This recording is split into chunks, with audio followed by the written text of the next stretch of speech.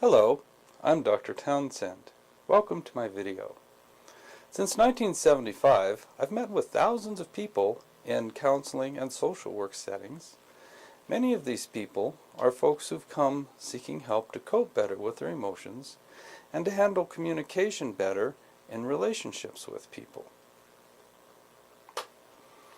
For many of the people who I've met with, it's been helpful to start with a basic analysis of a relationship between two things. These are emotion and behavior.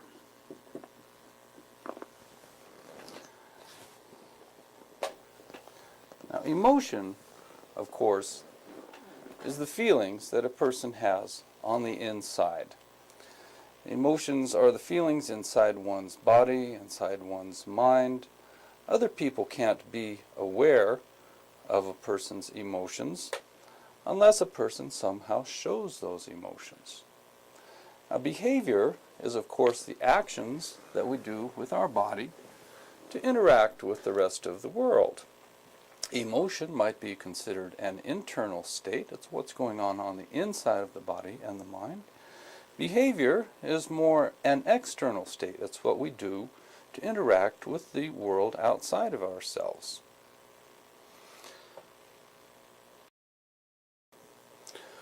One of the most common places where people learn their the behavioral reactions to their emotions, one of the most common places that people learn those behaviors is in their home, in childhood. When we're children and we observe our parents reacting to their emotions, reacting to situations in certain ways, as children, particularly when we're very young, we look up to our parents as virtual gods. They know everything. They know how to handle everything. They know what to do. So as children, we learn to copy our parents. Whether we intend to or not, it seems to be just a normal process of learning. When people are young children, they learn to react in similar manners as their parents do, just as a normal process of human development. I find that folks who come to my office for help with things like anger, when they're angry they yell. Typically you'll find that these same folks, when they were young, came from households where the parents were yellers. Or folks who come to me for help with being withdrawn when they're sad, they typically come from households where the adults in the household would become withdrawn and avoidant in situations where they felt sad. We learn our behaviors from our parents. Our emotions just come from nature. We're born to have the emotions. The behaviors that we use in reaction to the emotions are learned. In the household, growing up is the most common place that people learn their behaviors. There are a couple of other places where people learn behavioral reactions to their emotions. One of the other common sources of learning for behavioral reactions is among adults. When an adult marries or moves in with to reside with another adult, they role model for each other. They teach each other behavioral reactions to emotions. I found that typically, if there's a person who comes from a loud household from childhood, a household of yellers, let's say, a household of people who get mean when they're upset, when that person becomes an adult and then they marry in or live with someone who came from a calmer household as a child, typically what you'll find is the person who came from the meaner household, as it were, typically doesn't change their behaviors over time very much in reaction to the calmer person. Rather, what tends to happen is that the calmer person over time becomes more aggressive to match the person who came from the meaner household in childhood. This seems to happen for a couple of reasons. One reason,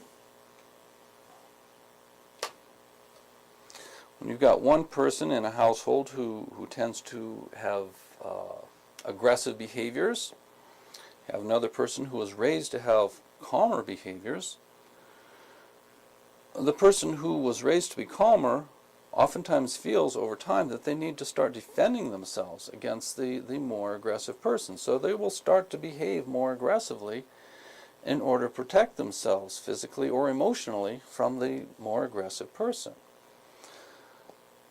Another thing that oftentimes happens is that when there's one person who is fairly aggressive in a household, another person was raised to be calm, the calmer person will often become more aggressive over time in order to try to fit in with the more aggressive person.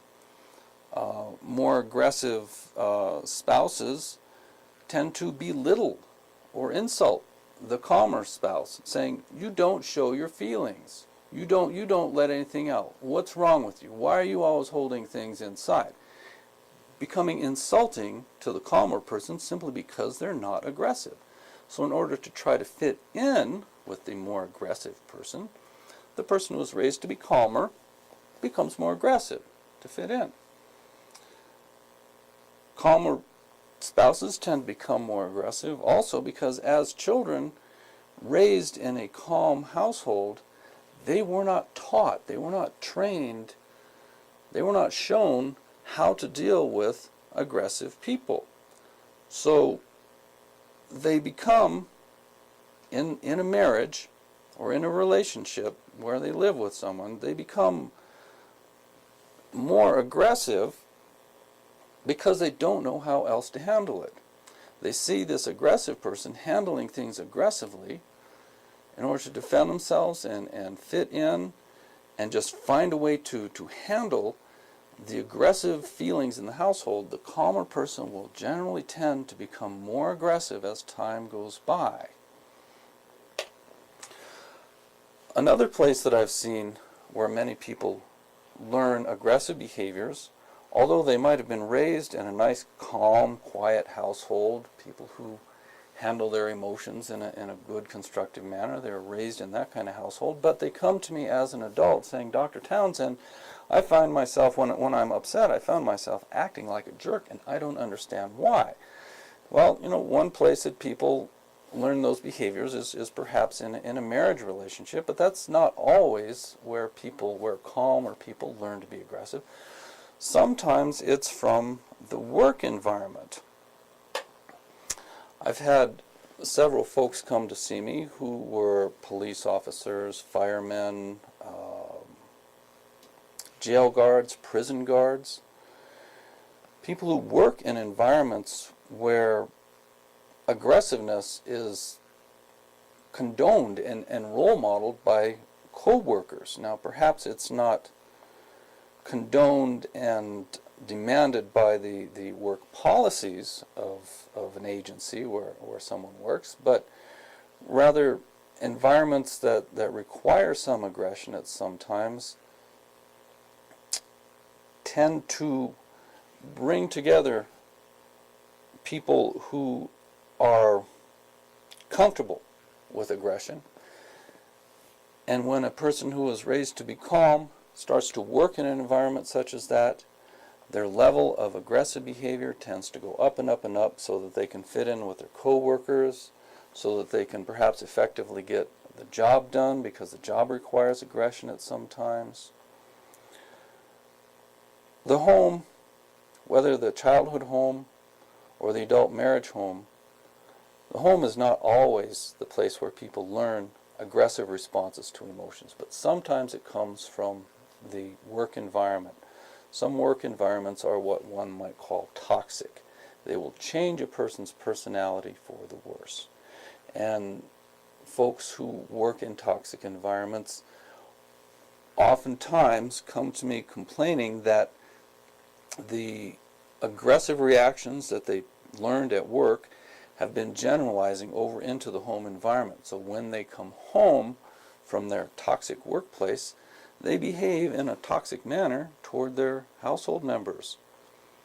A person who was raised in a calm household and lives in a calm household but gets a job in an aggressive environment, that person will very often start to become more aggressive at home.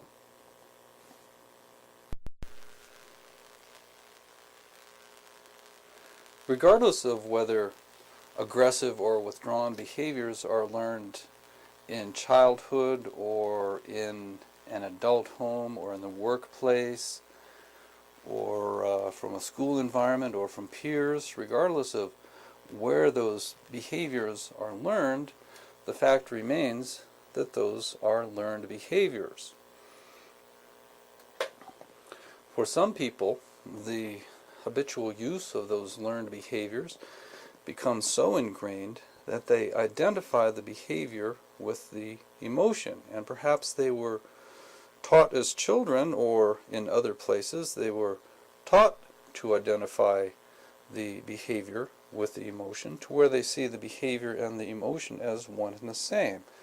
You'll hear people refer to some behaviors as being angry behaviors. A person might behave in an angry manner is a common phrase.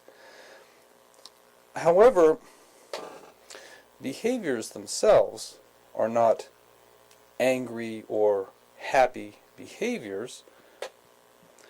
Anger, happiness, sadness, joy, frustration, those are all emotions. They are not behaviors, although people who have habitual behaviors that they use in response to those emotions tend to feel that the emotion and the behavior are one and the same. Actually, they are quite separate. Emotions are the things we feel on the inside. Behaviors are the things we do with our body to interact with the rest of the world. They're quite different. Emotion and behavior simply are not one and the same.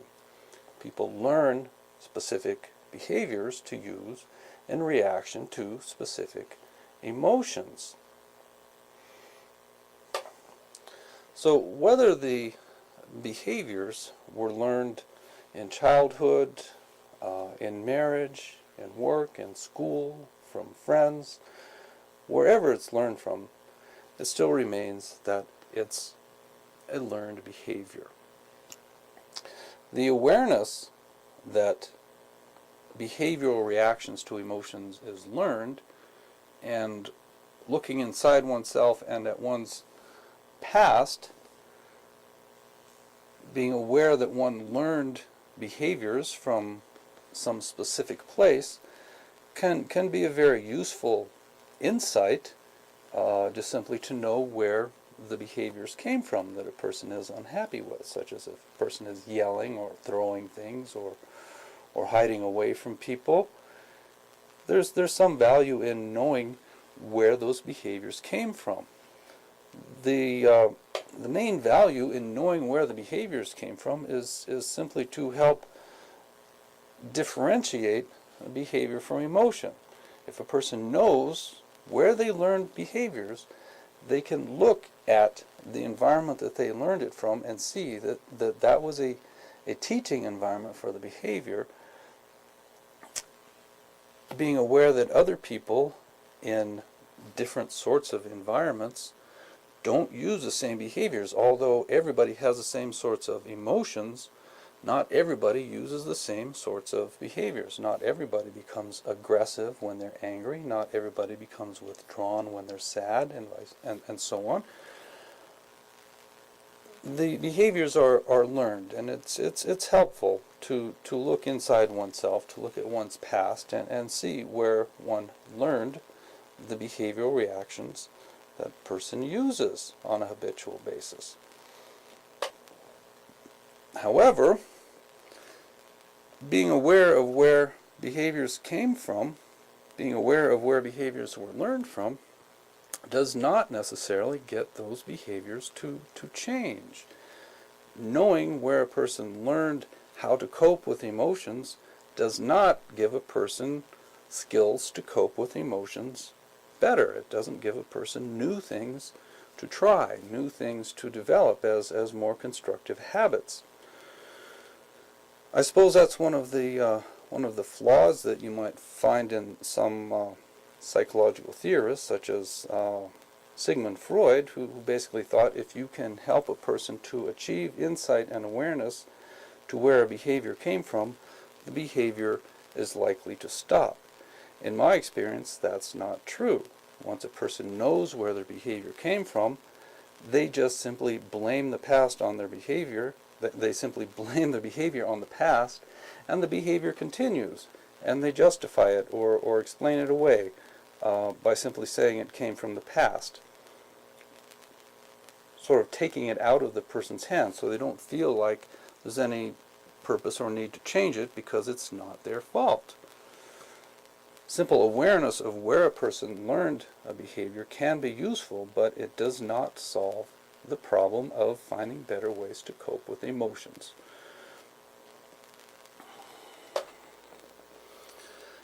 When people feel that the behavior and the emotion are one and the same because of habitual use of the behavior, well, it's sort of like this.